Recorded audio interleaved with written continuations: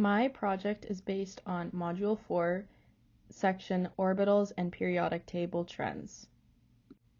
Elements are arranged by their atomic mass rather than their mass number in order to represent the properties that reoccur periodically. S and P blocks are known as the main group elements, D blocks are transition elements, and the F block is the inner transition elements. The F block should be between the 6th and 7th period. However, placing it would make the periodic table too wide to be printed on paper and illegible for readers to understand. Organizing it this way allows us to see properties within a group and how they tend to stay the same. There are 3 types of elements within the periodic table: metals, nonmetals, and metalloids. Metals are good conductors of heat and electricity. They're malleable and ductile, which means flexible without fracture, and they have moderate to high melting points. Nonmetals don't conduct heat or electricity. They are usually brittle solids, and some can be gases at room temperature. Metalloids are a combination of metallic and non-metallic properties. Coulomb's law is an experimental law of physics that quantifies the amount of force between 2 stationary points, electrically charged particles. The electric force between charged bodies at rest is conventionally called electrostatic force or Coulomb force. We use the information known to calculate the force of attraction between electrons and the nucleus. In order for Coulomb's force to be applied, we must look at valence electrons and shielding. Electrons that are outside of the nucleus are called valence electrons, especially if they do not comply with the octet rule. If a cloud of electrons exists between valence electrons in the nucleus, they are not going to feel as much of that nuclear charge as the core electrons would. This is known as shielding or screening, which is used to reduce the nuclear charge felt by a given electron, which is known as ZEF,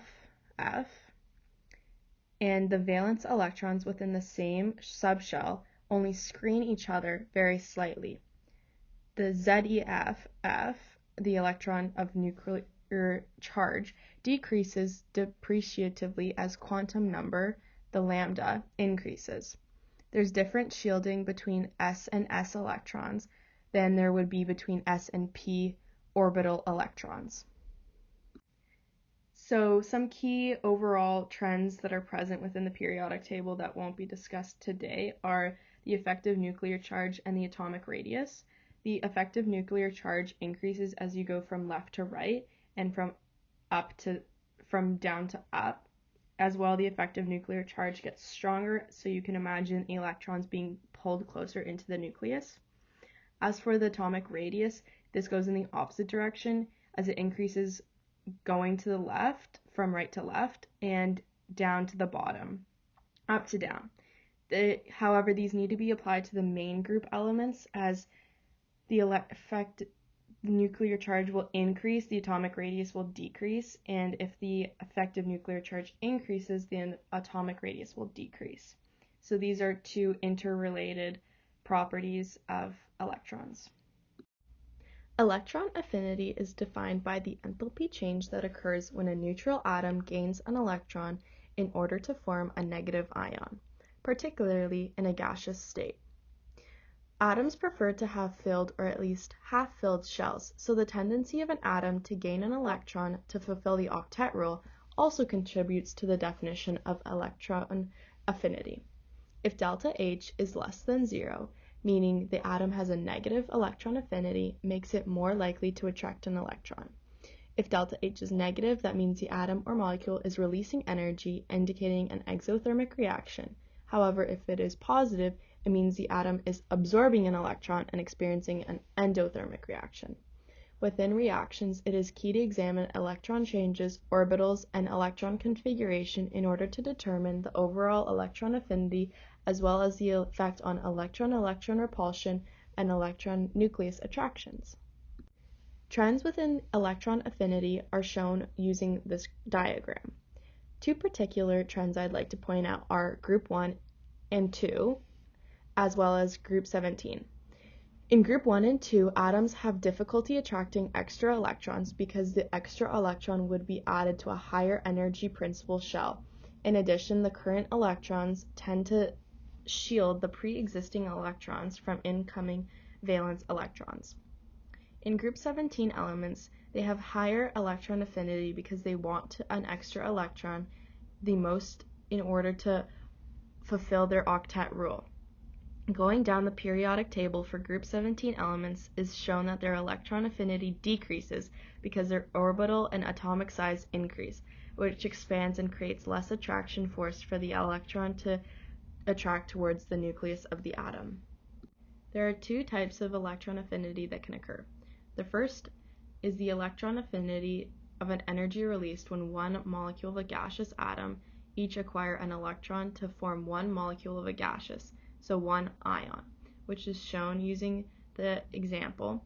As well, the product will become an exothermic reaction and it will have more electrons than previous.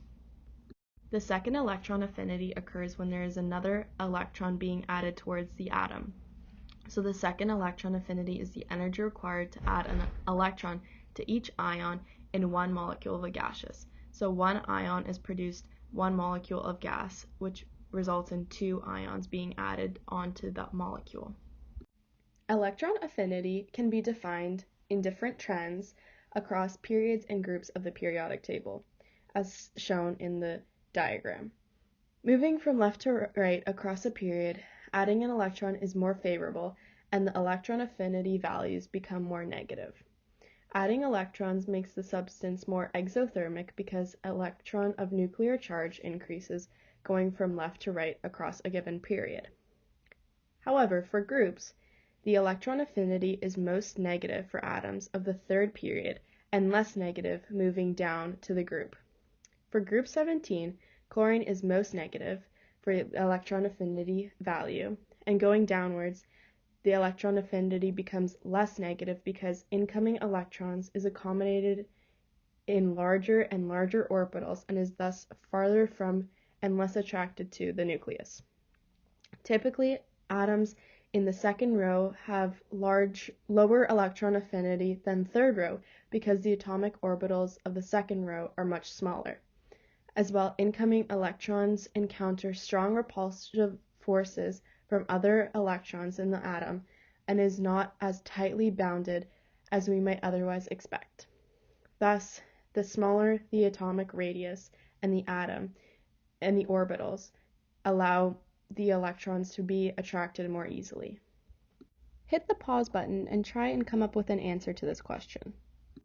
The answer to this question is C, radium, as it is the furthest down the group of all the other atoms and will have the largest atomic radius of the other answers, given that it has the lowest electron affinity. Press pause and try and answer this question. The answer to this question is A, fluorine, as fluorine has the smallest atomic radius of the other answers because it is located furthest to the right of the period. Thus, fluorine will have the greatest attractive force between its nucleus and electrons, giving the highest electron affinity. Pause the video and try and answer this question. The answer to this question is A. Electronegativity is the ability of an atom to give up its electrons, where electron affinity is the tendency to gain an electron. Pause the video and try and answer this question. The answer to this question is B. Decrease, because electron affinity increases going up a group because the characteristics of an atom, such as atomic radius size, will decrease. Pause the video and try and answer this question. The answer to this question is C, as the placement of the elements on the periodic table as well as their radius size contribute to the electron affinity to gaining an extra electron. Thank you for listening to this video, and I hope you enjoyed it. For additional practice, go to Chapter 9 of the textbook and go to page 406 to problems 23, 28, 31, and 32 for further practice of electron affinity problems.